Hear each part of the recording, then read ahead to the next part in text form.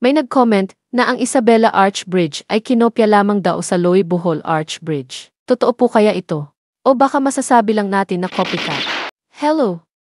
Maligayang araw po at kumusta po kayong lahat? Maligayang pagbabalik sa aking channel, Hari 4B. Bago po tayo magpatuloy, please comment, like and subscribe naman po. Maraming salamat! Welcome back po muli. Mag-review po tayo ng Tide Arch Bridge. Ang Tide Arch Bridge ay kilala rin bilang bowstring arch. Ang Tide Arch Bridge ay may arch na kadalasan gawa sa steel material at upang hindi bumuka ang arch, mayroon itong tie na nagko-connect sa magkabilang dulo ng arch, and tie na ito ay siya ring nagsisilbi na bridge deck. Ang arch member ng bridge ang pangunahing tagapag-carry ng loads sa buong Tide Arch Bridge Assembly.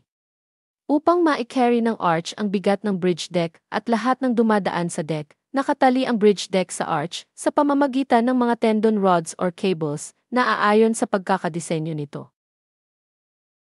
Ang tulay ay palagi ang nagdaranas ng pagbubuhat ng mga bigat o loadings. Simula dito sa sariling bigat o tinatawag na self-weight.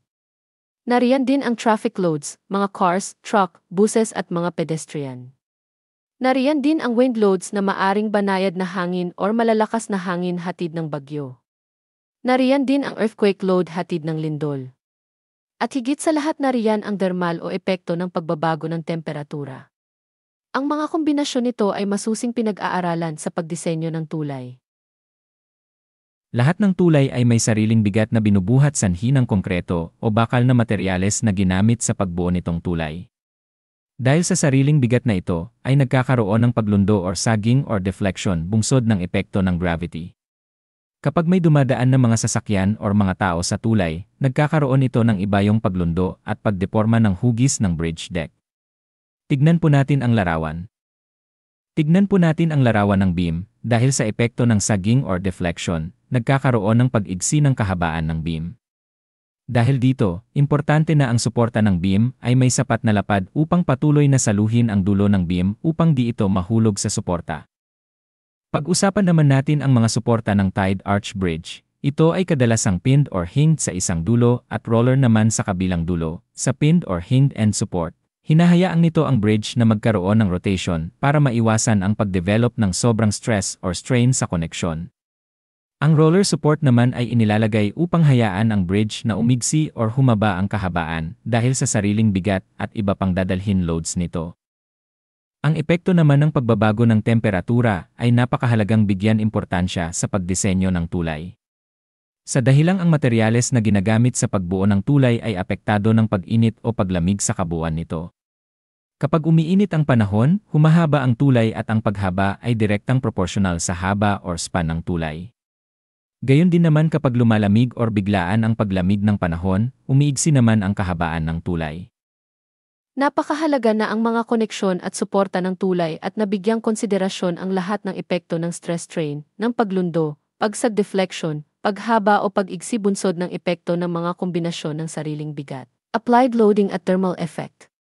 Dito nakasalalay ang maging tagal at tatag sa buhay at serbisyo ng ating dinisenyo at binalangkas o constructed na tulay. Ayon sa ating tinalakay, tunghayan natin ang magkakadugtong na maraming spans ng Tide Arch Bridge na makikita sa larawan. Ginawa ito sa steel materials.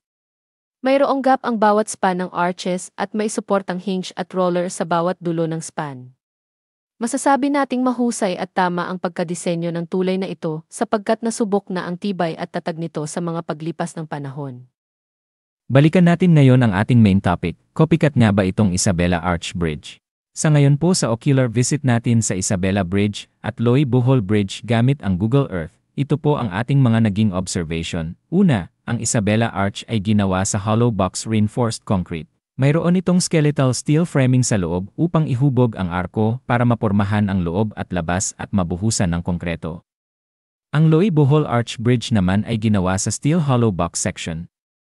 Sa paghahambing ng strength at durability, higit na mahusay ang hollow steel box section dito.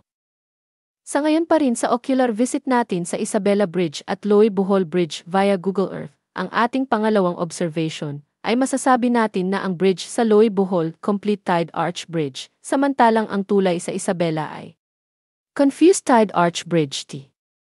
Pangatlong observation, mayroong movement expansion contraction gaps ang Loy-Bohol Bridge tide arch framing maging ang bridge deck sa roadway level. Wala tayong nakitang movement or expansion contraction gap sa Isabela tide arch framing. Malaking problema ang dulot nito ayon na rin sa ating nakaraang video, pag-aaral tungkol sa epekto ng dermal expansion o contraction. Pangapat na observation, tingnan po natin ang pagkakaiba sa photo. Magkaiba ang deck-to-arch tension rod hanger connections.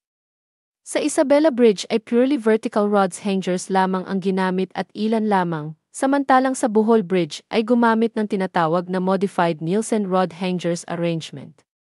Sang-ayon sa ating software analysis at mock-up testing ng ginawang mini-arch model, mas higit na matibay at mas stable ang Nielsen hangers sa pagdadala ng moving traffic loadings.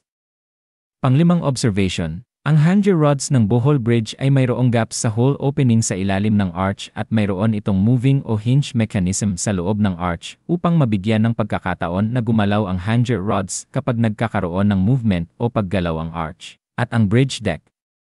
Nakita natin sa Isabela Bridge na nabunot ang rods o kaya naman nag-crack ang concrete arch sa koneksyon nito sa hanger rods. Pang-anim na observation, ang lateral steel beam connection ng arches ng Bohol Bridge ay halos kasing tibay sa cross-section profile ng arch. Samantalang sa Isabela Arch Bridge, ito ay mas maliliit na steel beam na ikinonekta sa reinforced concrete arches. Sa kadahilanang nakaslope ang mga arches, kapag ito ay nag-carry ng loads, nagkakaroon ito ng pag-twist or torsion sa puno or base ng arch, patungo sa opposite na arch. Dahil dito, kinakailangan na matibay ang lateral koneksyon ng dalawang arch. Ngayon natunghayan po natin ang ilan pa lamang sa pagkakaiba ng dalawang arch bridge. Masasabi man na may pagkakahawig sila sa anyo, subalit sa pangkalahatan na tibay sa materyales at pagkakagawa, higit na matibay at matatag ang Bohol Bridge.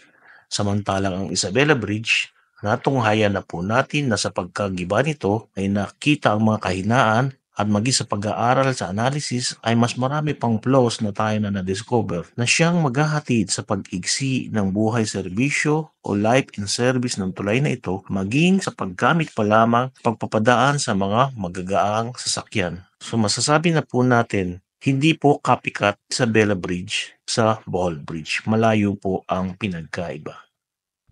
At sa atin pong pagtatapos, ang mga magiging deformations at stresses sa kahabaan ng tulay sanhi ng sariling bigat at applied external loadings at thermal effect ay nakapahalagang bigyan ng malalim at masusing pag-aaral sa estado ng pagdisenyo nito. Nakasalalay dito ang magiging tibay at kalidad ng mga materyales na gagamitin, ang mga koneksyon, ang mga suporta at ang pangkalahatan aspeto sa pag-construct o pagbubuo nito na siyang magbibigay ng tibay at tatag sa pangmatagalang buhay at serbisyo ng tulay.